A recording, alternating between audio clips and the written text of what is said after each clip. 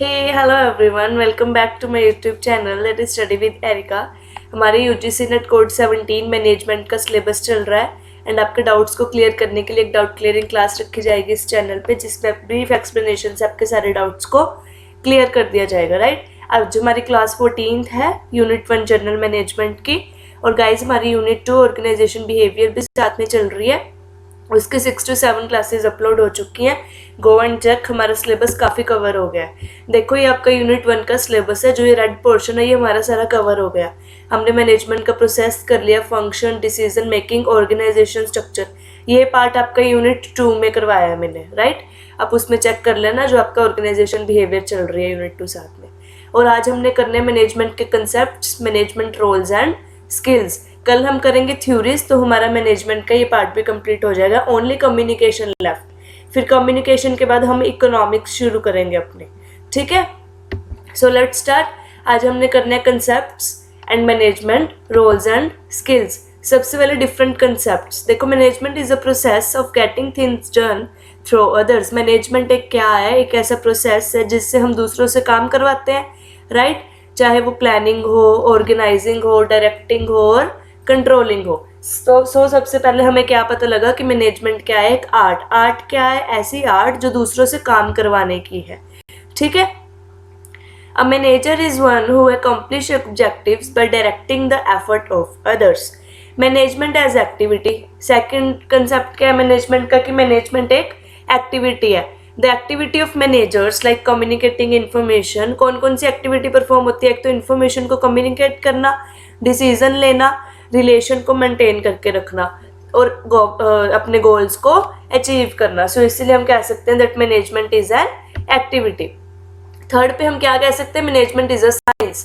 क्योंकि देखो जो प्रिंसिपल्स हैं, यूनिवर्सली एप्लीकेबल प्रिंसिपल्स हैं, वो ऑब्जर्व किए जाते हैं और काफ़ी साइंटिफिक मेथड्स यूज़ किए जाते हैं मैनेजमेंट के कंसेप्ट में। ठीक है, and the fourth one is management as profession. ये प्रोफेशन भी है क्योंकि ये एक ऑक्यूपेशन है। हम जैसे हम MBA करते हैं मैनेजर्स बनने के लिए, प्रोफेशनली बनने के लिए करते हैं ना। So management is also a profession. In corporation sectors where management and ownership different, professional managers are needed to hire. जहाँ पे हमारी ओनरशिप एंड हमारी मैनेजमेंट डिफरेंट होती है, मतलब business and businessman different persons होते हैं, वहाँ हमें प्रोफेशनल मैनेजर्स को हायर करने की ज़रूरत होती है। एंड इसके बाद देखो छोटा सा डिफरेंस दिखाया हुआ है, मैनेजमेंट एज एडमिनिस्ट्रेशन। मैनेजमेंट एक एडमिनिस्ट्रेशन की तरह भी काम करती है। एडमिनिस्ट्रेशन क्या होता है? जो थिंकिंग फंक्शन होता है, जो हमारी ऑर्गेनाइजेशन में डिसीजन लेने का काम करते हैं, थिंकिंग का काम करते हैं, उनको हम एडमिनिस्ट्रेशन बोलते हैं। ठीक है, administration is a function in industry concern with determination of corporate policy. जो पॉलिसी बनाते हैं, कोऑर्डिनेशन करते हैं फाइनेंस के एंड प्रोडक्शन डिस्ट्रीब्यूशन के, डिसीजन लेते हैं। एडमिनिस्ट्रेशन एक थिंकिंग फंक्शन है एंड मैनेजमेंट एक डूइंग फंक्शन है। देखो इसमें दिखाया हुआ है कि जो टॉप लेवल पे है वो ज़्यादा एडमिनिस्ट्रेशन चाहिए, मिडल पे कम चाहिए, लोअर पे बिल्कुल कम चाहिए। और टॉप में मैनेजमेंट कम, मिडल में ज़्यादा एंड लोअर पे बहुत ज़्यादा, क्योंकि ये एग्जीक्यूटिव होती है। और हम जो पॉलिसीज एडमिनिस्ट्रेट की जाती हैं टॉप लेवल पे, उनको एग्जीक्यूट करते हैं लो लेवल पे। ठीक है, इन दोनों में डिफरेंस देख लेते हैं। नेचर क्या है? देखो एडमिनिस्ट्रेटिव थिंकिंग फंक्शन है, हमने अभी देखा कि ये थिंक करती है क्या पॉलिसीज होनी चाहिए और ये एग्जीक्यूट करती है उन पॉलिसीज को। टाइप ऑफ वर्क है, ये डिसीजन लेती है ऑब्जेक्टिव्स एंड पॉलिसीज पे। ठीक है, और ये इम्प्लीमेंट करती है उनको। लेवल्स, ये टॉप लेवल पे की जाती है, ये मिडल एंड लोअर लेवल पे की जाती है। इन्फ्लुएंस, ये public opinion and outside sources को देख के और इन्फ्लुएंस होती है, मतलब ऑब्जेक्टिव्स पॉलिसीज बनाती है, और ये ऑब्जेक्टिव्स एंड पॉलिसीज को देख के इन्फ्लुएंस होती है। डायरेक्शन ऑफ ह्यूमन एफर्ट्स, इसमें कोई डायरेक्ट कनेक्शन नहीं होता ह्यूमन से, इसमें होता है। मेन फंक्शन क्या है इनका? प्लानिंग करना एंड कंट्रोल करना। इनका मेन फंक्शन क्या है? डायरेक्टिंग एंड ऑर्गेनाइजिंग, क्योंकि ये इम्प्लीमेंट करते हैं। स्किल्स क्या चाहिए इसमें? Conceptual skills and human skills, और इसमें टेक्निकल स्किल्स ज़्यादा चाहिए। टेक्निकल क्यों? क्योंकि यहाँ इम्प्लीमेंटेशन करनी होती है हमने। और कंसेप्चुअल क्यों? क्योंकि यहाँ पे हमने पॉलिसीज एंड डिसीजंस क्रिएट करने हैं। यूसेज क्या है? ये कहाँ यूज़ होती है? गवर्नमेंट एंड पब्लिक सेक्टर्स में, ये बिजनेस ऑर्गेनाइजेशंस में। डेजिग्नेशन एडमिनिस्ट्रेटर, इंचार्ज, ऑफिसर, मतलब जो ये काम करता है एडमिनिस्ट्रेशन को, उसको हम क्या बोलते हैं? एडमिनिस्ट्रेटर, इंचार्ज और ऑफिसर। और मैनेजमेंट का काम करने वाले को हम क्या बोलते हैं? मैनेजर और सुपरवाइजर। ठीक है, मैनेजमेंट के फीचर्स देखते हैं अब। स्कोप हो गया, क्या क्या कह सकते हैं हम मैनेजमेंट को। अभी फीचर्स, एक तो मैनेजमेंट यूनिवर्सल है, गोल ओरिएंटेड है, गोल्स को अचीव करने के लिए की जाती है। कंटिन्यूस पर्पस है, प्लानिंग ऑर्गेनाइजिंग जो इसके फंक्शन है वो कंटिन्यूसली चलते हैं। मल्टी डायमेंशनल है, ग्रुप एक्टिविटी है, राइट। एक इंडिविजुअल फुल मैनेजमेंट को नहीं कर सकता, पूरे ग्रुप एक्टिविटी है, कोऑपरेशन से होता है। ये डायनेमिक फंक्शन है एंड देन इंटेंजिबल फोर्स है। ठीक है, फंक्शंस ऑफ मैनेजमेंट। पोर्ट्स कॉर्प पर मतलब क्या है? P for planning, O for organising, S for staffing, D for directing, C O for coordinating, R for reporting and B for budgeting. ये इसके फंक्शंस है। ठीक है, planning, organising, staffing, directing, controlling, coordinating, ये सब हमने डीपली कर रखे हैं पहले वाली क्लासेस में, राइट। उसके बाद नेक्स्ट आता है लेवल्स। आज हम जस्ट ओवरव्यू ले रहे हैं कि हमारी मैनेजमेंट कंसेप्ट क्या है। लेवल्स, 3 तरह की लेवल्स हैं, top, middle and lower. Lower को हम ऑपरेशनल लेवल भी बोलते हैं क्योंकि यहाँ पे हम इम्प्लीमेंट करते हैं सब कुछ। देखो, टॉप पे हमें कंसेप्चुअल स्किल्स ज़्यादा चाहिए, मिडल पे हमें टेक्निकल स्किल्स ज़्यादा चाहिए एंड लोअर पे हमें टेक्निकल प्लस ह्यूमन दोनों चाहिए। ठीक है, नेक्स्ट इज मैनेजमेंट रोल्स। और जो आपका हमारा नेक्स्ट टॉपिक था वो था मैनेजमेंट रोल्स एंड स्किल्स। हम रोल्स करेंगे। रोल्स मीन्स बर्ग ने प्रोवाइड किए थे हमारी मैनेजमेंट को, 10 रोल्स प्रोवाइड किए थे इन्होंने। Figurehead, leader, liaison, monitor, disseminator, spokesperson, entrepreneur, disturbance handler, resource allocator and negotiator. कि आपका जो मैनेजर है वो ये 10 रोल्स को अप्लाई करता है अपनी मैनेजमेंट में। और इसको उन्होंने 3 पार्ट्स में डिवाइड किया था, 10 रोल्स को 3 फंक्शंस में डिवाइड किया था। देखो, इंटरपर्सनल में 3 आते हैं, figurehead, leader and liaison. Informational, जिसमें वो इंफॉर्मेशन देने का काम करता है, monitor, disseminator and spokesperson. And the last one is decisional, जिसमें वो डिसीजन लेता है, डिसीजन मेकिंग करता है, like entrepreneur, disturbance handler, resource allocator and negotiator. इनको एक बार पढ़ते हैं डीपली, क्या क्या है। सबसे पहले इंटरपर्सनल कैटेगरी में इसमें हमारा था फिगर हेड। देखो, फिगर हेड क्या होता है? जैसे हमारी ऑर्गेनाइजेशन में, हमारी उस मैनेजमेंट में कोई बाहर से कोई आ रहा है या हमें किसी के साथ कम्युनिकेशन करनी है अपनी ऑर्गेनाइजेशन की तरफ से, ठीक है। तो जब वो मैनेजर उनसे कम्युनिकेशन करता है, वो रिस्पॉन्सिबिलिटी हायर करता है, तो उसको बोलते हैं फिगर हेड। मतलब वो ऑर्गेनाइजेशन के बिहाफ पे जब किसी से कुछ भी कम्युनिकेट करता है उसको वो फिगर हेड करता है। ठीक है, people look to him as a source of authority and a figurehead. Next is leader. वो लीडिंग का भी काम करता है, अपनी टीम को लीडरशिप करना, अपने डिपार्टमेंट और पूरी ऑर्गेनाइजेशन को जब वो लीड करता है, मतलब वो लीडर का काम कर रहा है।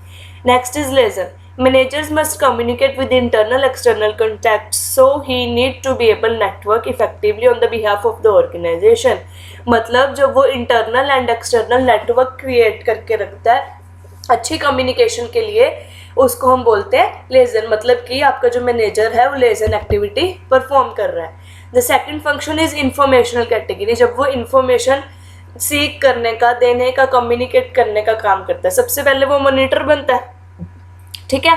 Manager regularly seek out information related the organisation and industry, looking for relevant change in the environment, so monitoring necessary. तो वो एक तरह का, जब वो इंफॉर्मेशन सीख करता है कोई भी ऑर्गेनाइजेशन की इंडस्ट्री के जो एनवायरमेंटली चेंज है, मतलब कोई भी आपके ऑर्गेनाइजेशन में किसी भी तरह का चेंज आ रहा है, उसके जब वो इंफॉर्मेशन कम्युनिकेट कर रहा है, it means he is monitoring. Next is disseminator. This is where he communicates potentially useful information. जब वो सिर्फ इंफॉर्मेशन जो कि सिर्फ यूजफुल है वो कम्युनिकेट करता है, उसको हम बोलते हैं dissemination. And the third one is spokesperson. Spokesperson क्या? Manager represents their organization, he is responsible for transmitting information about the organisation.